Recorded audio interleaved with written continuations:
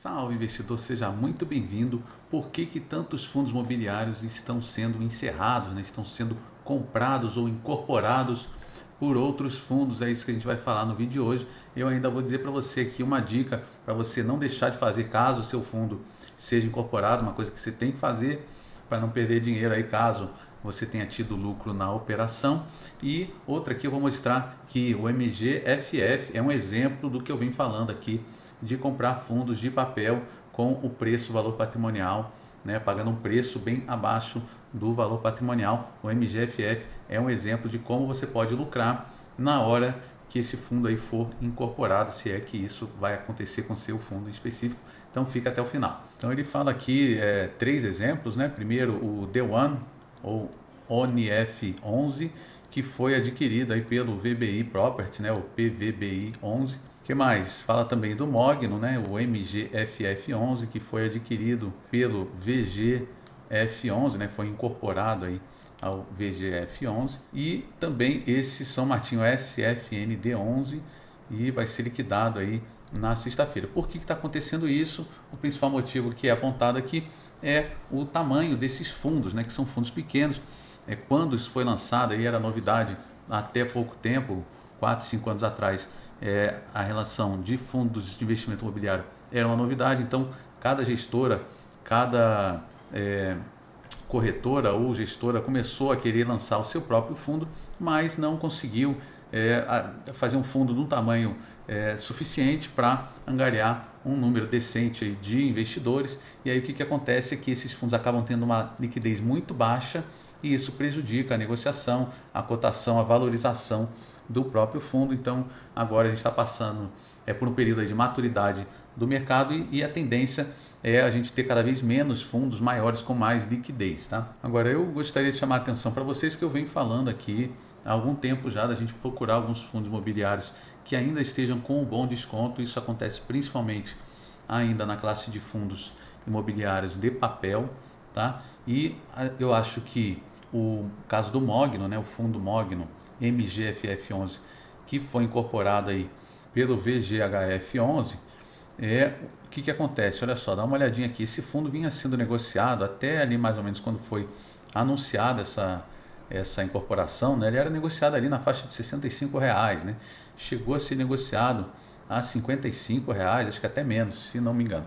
Enfim, então em novembro estava R$65. Então olha aqui, a gente vê aqui a cotação, né, que chegou a R$53,59. O que mais? Aqui está o valor patrimonial do fundo, né, que ficou aí, o menor valor foi de R$67, então ele chegou a ser negociado a 53 com o valor patrimonial de 67. De lá para cá, os créditos recebíveis imobiliários e fundos de investimento imobiliário que tinham dentro da carteira desse fundo se valorizaram. Então o valor patrimonial aí, quando foi o último divulgado aqui em novembro de 2023, era de R$ 73,54. Ele ainda estava sendo negociado em próximo de R$ 65, então bem abaixo do valor patrimonial. E o que acontece? Se você vir aqui, né, e pegar o aviso aos cotistas do dia 1 de 2024, a gente vê quanto que foi feita, por quanto foi feita essa transação. Então, lembrando, valor patrimonial de R$ 73,50 e o valor, o preço de mercado de R$ 65, olha aqui quanto que recebeu cada cotista, cada cota recebeu R$ 72,94.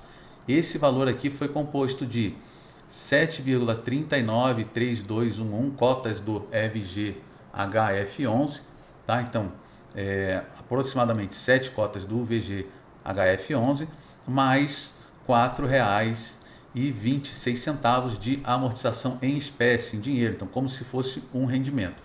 Na realidade é amortização, então você paga imposto de renda sobre isso, não é rendimento. Os fundos imobiliários só são isentos nos rendimentos e não são isentos na amortização. De qualquer forma, gente, o cara estava sendo negociado a R$ 65 e um pouco mais de um mês depois a pessoa recebe aí R$ 73, isso porque o fundo estava muito descontado, tá? O que pode acontecer, mesmo que não haja uma incorporação, é que os fundos maiores comecem a comprar cotas daquele fundo que está desvalorizado, e uma hora esse fundo deve se valorizar. Claro que isso não vale para fundos eu não vou citar os nomes aqui para não levar nenhum processo, né? Mas para aqueles fundos que tiveram problemas aí com as suas demonstrações contábeis, tá? Que não foram auditadas, aí é outra coisa. Mas o fundo que os papéis dentro daquele fundo foram avaliados, né?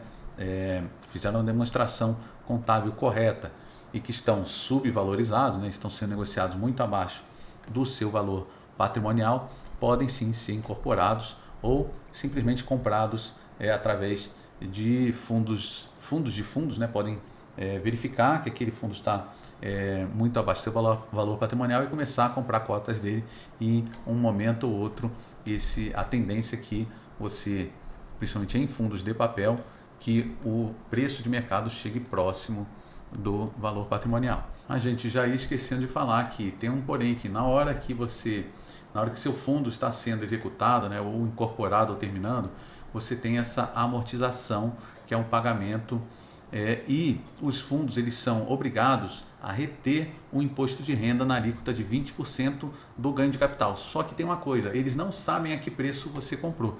Então, normalmente, quando tem essas chamadas, os fundos avisam você, né? Ele vai avisar através ali do site da B3, você tem que ficar ligado pelo menos uma vez por mês, dá uma entrada lá no site da B3 e verifique se o seu fundo de investimento imobiliário está passando por alguma situação assim de organização societária. Porque se isso acontecer, se acontecer a liquidação do fundo, você tem que informar para o fundo qual o seu preço de aquisição, porque senão ele vai considerar o valor mais baixo de negociação da cota. Ou seja, se você, por exemplo, tivesse comprado o MGFF por R$ 68, R$ 69, você teria um ganho de capital real de R$ 73 mais ou menos, que é o preço de liquidação, menos os 69 que você pagou, ou seja, R$ 4 por cota. Mas, caso você não informe para o fundo o valor que você pagou, no prazo que eles estipulam ali, eles vão partir do princípio que você comprou pelo menor valor de negociação desse fundo nos últimos anos, que no caso do MGFF foi de R$ 53, como vocês viram ali.